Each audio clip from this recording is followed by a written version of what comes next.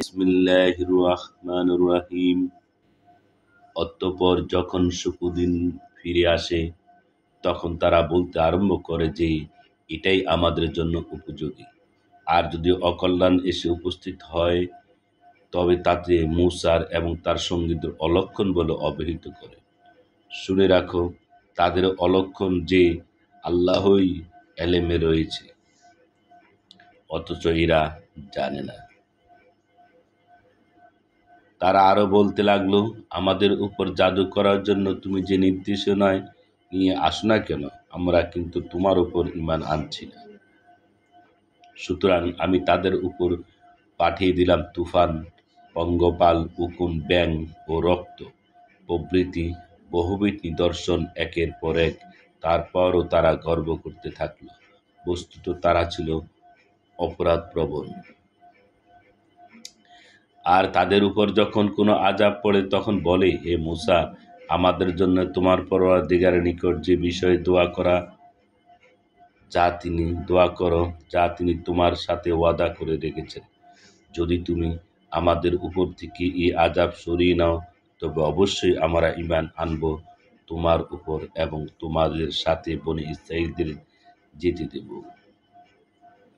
অতঃপর যখন আমি তাদের উপর থেকে আযাব তুলে নিলাম নির্ধারিত একটি সময় পর্যন্ত, যেখান পর্যন্ত তাদেরকে পৌঁছানোর উদ্দেশ্য ছিল, তখন তড়িঘড়ি তারা প্রতিশ্রুতি ভঙ্গ করত। সুতরাং আমি তাদের কাছ থেকে বদলা নিয়ে নিলাম।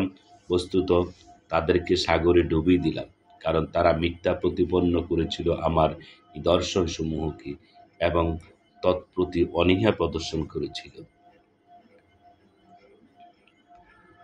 আর যাদেরকে দুর্বল মনে করা হতো, তাদেরকেও আমি উত্তরাধিকার দান করেছি ও এই ভূখণ্ডের পূর্ব পশ্চিম অঞ্চলে, যাতে আমি বরকত সন্নিহিত রেখেছি এবং পরিপূর্ণ হয়ে গেছে তোমার পালনকর্তার প্রতিশ্রুত কল্যাণ বনী ইসরাঈলের জন্য তাদের ধৈর্য ধারণের দরুন।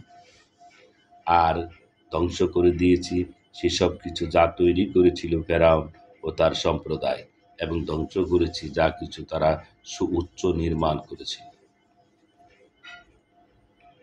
বস্তুত আমি সাগর পার করে দিয়েছি বনী ইসরাঈল দিগকে।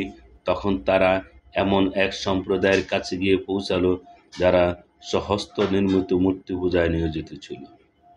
তারা বলতে লাগলো, হে মূসা, আমাদের উপাসনার জন্য তাদের মূর্তির মতোই একটি মূর্তি নির্মাণ করে দিন। তিনি বললেন, তোমাদের মধ্যে বড়ই অজ্ঞতা রয়েছে। এরা যে কাজে নিয়োজিত রয়েছে তা ধ্বংস হবে, এবং যা কিছু তারা করেছে তা যে ভুল। তিনি বললেন, তাহলে কি আল্লাহকে ছাড়া তোমাদের জন্য অন্য কোনো উপাস্য অনুসন্ধান করব, অথচ তিনিই তোমাদেরকে সারা বিশ্বের শ্রেষ্ঠত্ব দান করেছেন।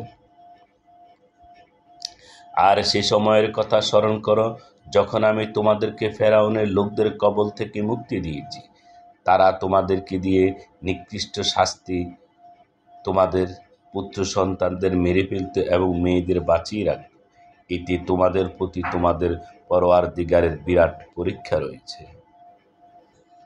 আর আমি মূসাকে প্রতিশ্রুতি দিয়েছি 30 রাত্রির, এবং সেগুলোকে পূর্ণ করেছি আরো 10 দ্বারা। বস্তুত এভাবে 40 রাত্রের মেয়াদ পূর্ণ হয়ে গেছে। আর মূসা তার ভাই হারুনকে বললেন, আমার সম্প্রদায়ে তুমি আমার প্রতিনিধি হিসাবে থাকো, তাদের সংশোধন করতে থাকো এবং হাঙ্গামা সৃষ্টিকারীদের পথে চলো না। তারপর মূসা যখন আমার প্রতিশ্রুতির সময় অনুযায়ী এসে হাজির হলেন এবং তার সাথে তার পরওয়ারদিগারের কথা বললেন, তখন তিনি বললেন, হে আমার প্রভু, তোমার দিদার আমাকে দাও, যেন আমি তোমাকে দেখতে পাই। তিনি বললেন, তুমি আমাকে কস্মিক কালেও দেখতে পাবে না, তবে তুমি পাহাড়ের দিকে দেখতে থাকো।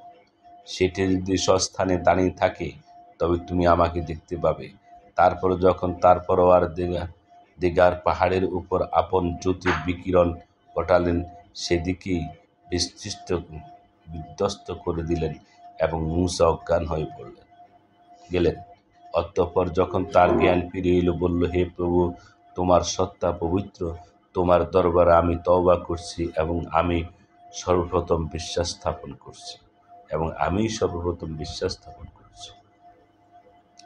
পরওয়ারদিগার বললেন, হে মূসা, আমি তোমাকে আমার বার্তা পাঠানোর এবং কথা বলার মাধ্যমে লোকদের উপর বিশিষ্টতা দান করেছি। সুতরাং যা কিছু আমি তোমাকে দান করলাম গ্রহণ করো এবং কৃতজ্ঞ থাকো।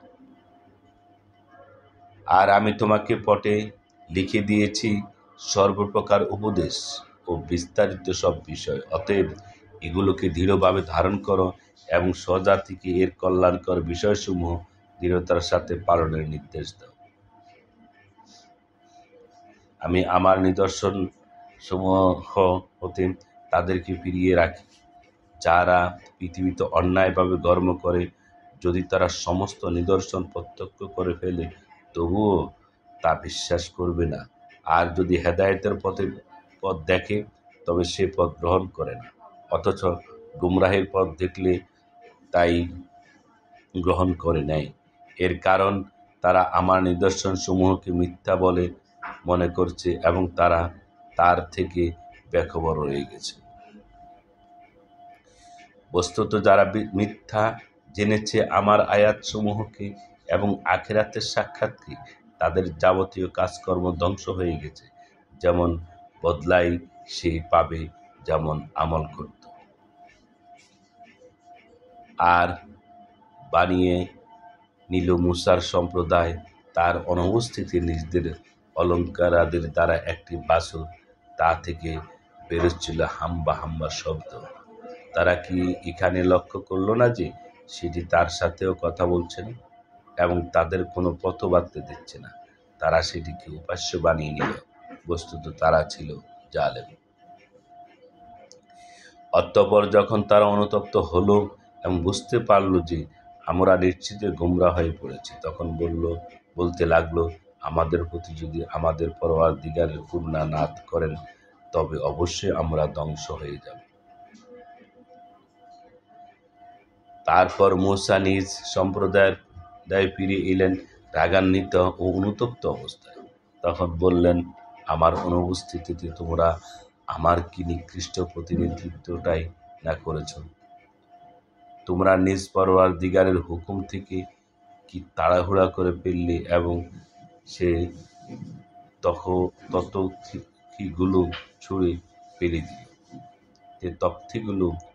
ফেলে দিল এবং নিজের ভাইয়ের মাথার চুল চেপে ধরে নিজের দিকে টানতে লাগলেন। ভাই বললেন, হে আমার মায়ের পুত্র, লোকগুলো যে আমাকে দুর্বল মনে করলো এবং আমাকে যে মেরে ফেলা উপক্রম করছিল, সুতরাং আমার উপর আর